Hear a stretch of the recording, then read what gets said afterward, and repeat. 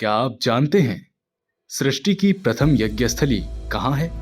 और वह स्थान जिसकी काशी, मथुरा और अयोध्या हैं पटरानिया, जहां हुआ था चारों वेदों का उद्भव। धरोहर की इस यात्रा में आज हम खोजेंगे इन सभी सवालों के जवाब और जानेंगे कुछ रोचक तथ्य।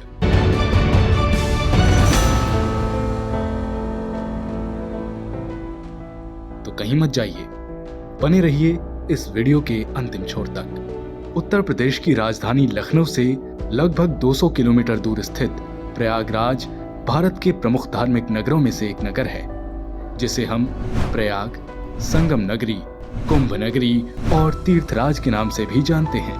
यह नगर अपनी प्राचीनता, वैभव संपन्नता और धार्मिक महत्व के लिए संपूर्ण विश्व में विख्यात है।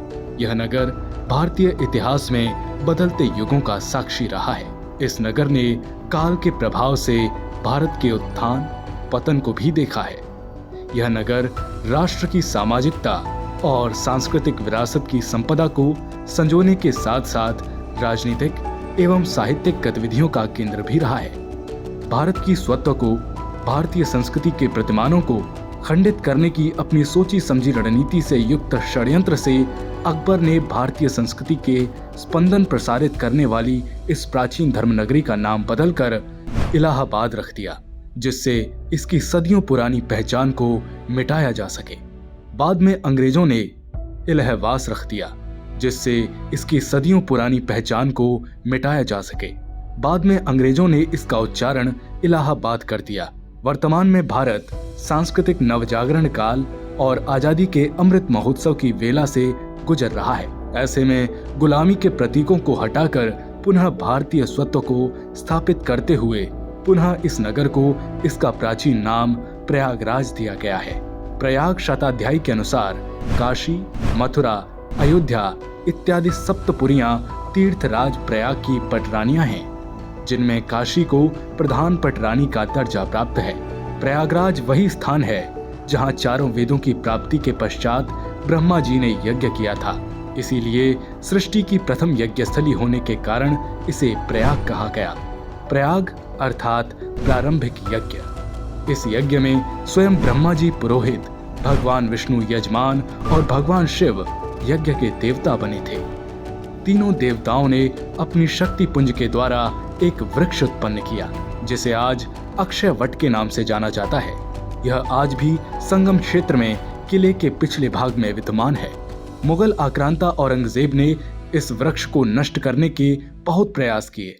इसे खुदवाया, जलवाया और इसकी जड़ों में तेजाब तक डलवाया, किंतु यह दिव्य अक्षय वट आज भी विराजमान है। प्रयागराज गंगा, यमुना और सरस्वती तीन नदियों के संगम के तट पर बसा है, इसलिए इस संगम को त्रिवेणी भी कहा जाता है। पुराणों में एक प्रतीकात्मक कथा है। एक बार देवताओं ने सप्तद्वीप, सप्त समुद्र, सप्तकुल पर्वत, सप्तपुरियां, सभी तीर्थ और समस्त नदियां तराजू के एक पलड़े पर रखी। दूसरी ओर मात्र तीर्थराज प्रयाग को रखा। फिर भी प्रयागराज ही भारी रहे।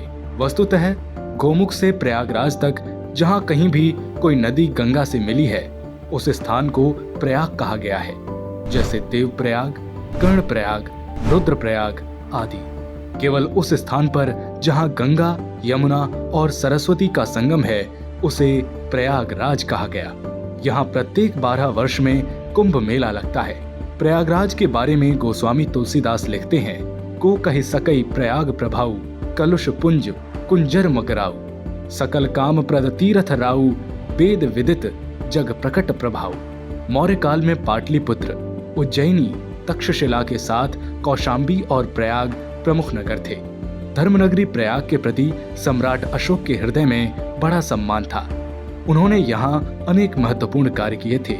उनके 6 स्तंभ लेख पुरातत्व विभाग को इस क्षेत्र से प्राप्त हुए हैं। प्रयाग गुप्त काल के शासकों की राजधानी भी रहा है। प्रयागराज में प्राप्त 448 ईस्वी के एक गुप्त अभिलेख से ज्ञात होता है कि 5वीं सदी में भारत में दार्शनिक पद्धति ज्ञात थी। भारत के हिंदू सम्राट हर्षवर्धन के समय में भी प्रयाग की उन्नति अपने चरम पर थी। उस काल में प्रयाग बौद्धों और हिंदुओं के लिए प्रमुख स्थान था। प्रयाग घाट पर ही मार्कंडेय ऋषि द्वारा अनुप्राणित होकर धर्मराज युधिष्ठिर ने अपने पूर्वजों की आत्मा को शांति हेतु 10 यज्ञ किए थे। इसलिए इस घाट को भी दशाश्वमेध घाट की मान्यता है।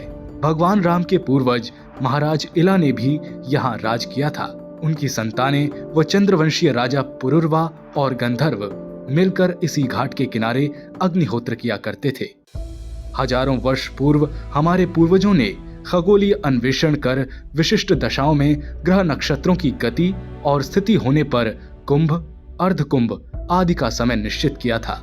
हमारे पूर्वजों की वैज्ञानिक एवं गणितीय क्षमता योग्यता आज भी विश्व के वैज्ञानिकों को आश्चर्यचकित कर देती है। प्रयाग का कुंभ महोत्सव भारत की सनातन संस्कृति का वैश्विक मंच है। सदियों से चला आ रहा विश्व प्रसिद्ध कुंभ मेला सत्य सनातन धर्म का ही नहीं बल्कि विश्व का सबसे बड़ा मेला है, जहां कोई ऊंच नीच, जाति पाति, रंग और नस्ल आदि का भेदभाव नहीं है, क्योंकि आदिकाल से सनातन संस्कृति में इसका कोई स्थान नहीं रहा है। सनातन संस्कृति संपूर्ण विश्व के कल्याण को समर्पित जीवन पद्धति है। मोक्ष एवं विश्व मंगल की कामना के साथ करोड़ों लोग सदियों से इस कुंभ पर्व पर पवित्र त्रिवेणी संगम में स्नान करते हैं और सनातन धर्म पर चर्चा विमर्श भी करते हैं।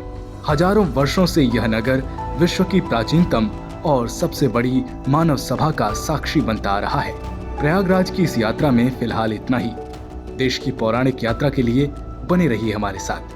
हम फिर मिलेंगे एक नए एपिसोड में। तब तक के लिए नमस्कार।